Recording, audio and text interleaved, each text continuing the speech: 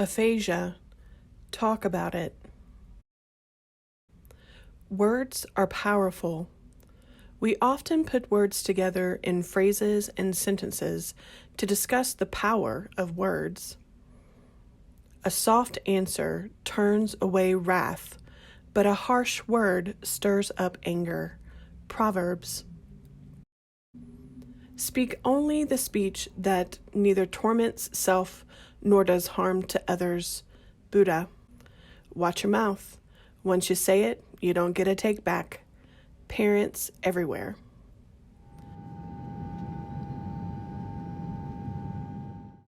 But what if your words were taken from you? Not the right to use them, but your ability to formulate them, understand them. What might change in your life if you could no longer find your words? Words and the ability to use and understand them live in your brain. And the left side of the brain is very important for language.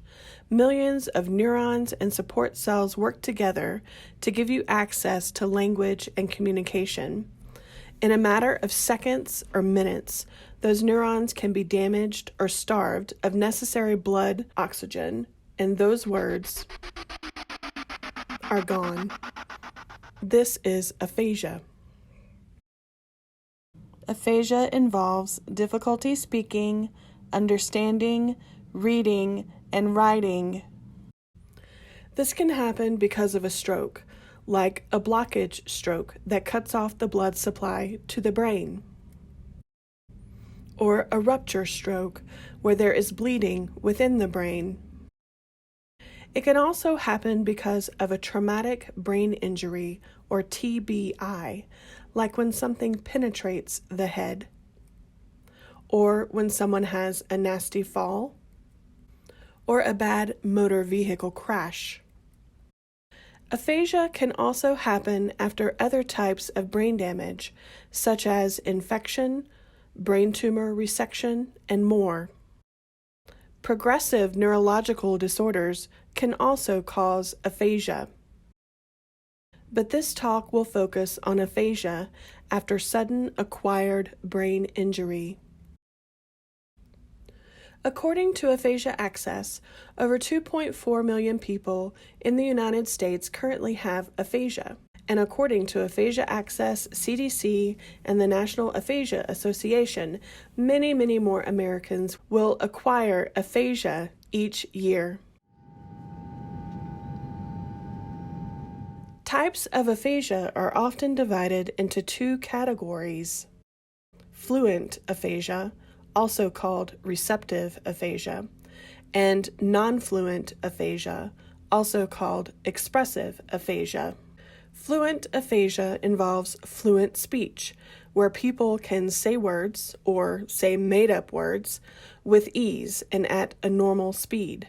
Fluent aphasia also often involves receptive problems, where people have trouble comprehending and or repeating. One type of fluent aphasia is Wernicke's aphasia, which can result from damage to the temporal lobe of the brain. For example, a person with Wernicke's aphasia might think they are saying, "I want to get strawberries at the store," when they are actually saying, "I winter do stinger at the steaming." Sometimes their speech is described as word salad. A person with Wernicke's aphasia may have trouble understanding when someone is talking to them, especially longer, more complicated utterances, like hearing word salad. In this example, someone said, "Go get dressed so we can run errands before we have to see our family at dinner tonight." And the person with aphasia hears dresser, run, errand, family, and they do not understand. Non-fluent aphasia involves non-fluent speech, where people say fewer words with more effort and at a slower speed. Non-fluent aphasia is also called expressive aphasia because people have problems producing words and or repeating. People with non-fluent aphasia may have receptive skills that are stronger than their expressive skills. but they still often have difficulty comprehending.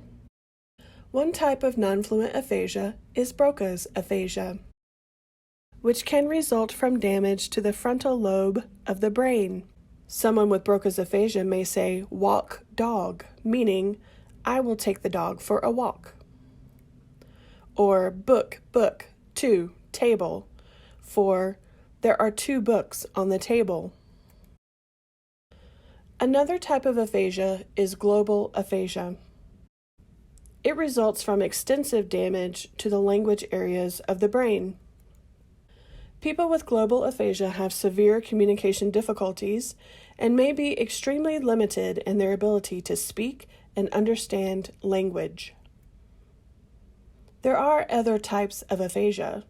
Some examples are conduction, anomic, latent, dynamic, subcortical, and more. And aphasia type may evolve over time. The different types result from damage to different language areas in the brain, and not just because of damage to the lobes that you know that are made of gray matter, the frontal, temporal, parietal, and occipital lobes, and even the hidden insula lobe, but also because of damage to important connections between brain areas called white matter tracts. Think of them as connecting highways or extensive telephone systems that help these brain areas communicate. Different locations of damage to these specialized areas and their communication lines will lead to different aphasia types. Some language skills will be stronger than others. Though some skills are stronger, all language skills are likely to be impacted in some way. Reading and writing may be extremely difficult for some people, but may be a relative strength for others.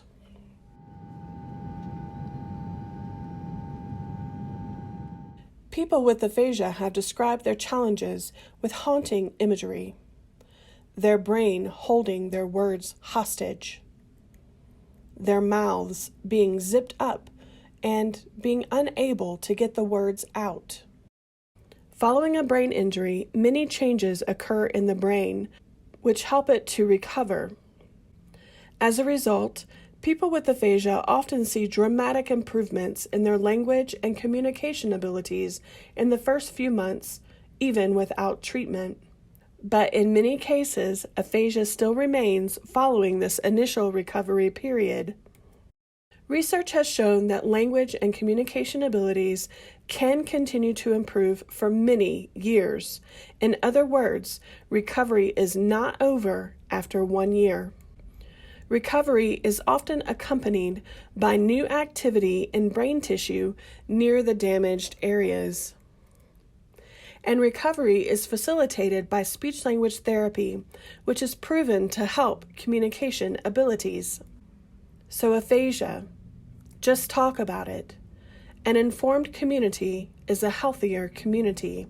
We must work together to help people live well with aphasia. Thank you for watching. This project was funded by the New Mexico Brain Injury Advisory Council, a program of the State of New Mexico Governor's Commission on Disability. Funding was awarded to Dr. Jessica Richardson at the University of New Mexico in the Department of Speech and Hearing Sciences and affiliated with the Center for Brain Recovery and Repair. Her team developed content and spearheaded design, working closely with the Office for Community Health and other community partners.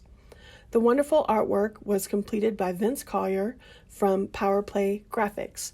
Videos were made with PowerPoint, Doodly, and iMovie. We hope you enjoyed this video and that you share it with others who may benefit from watching it.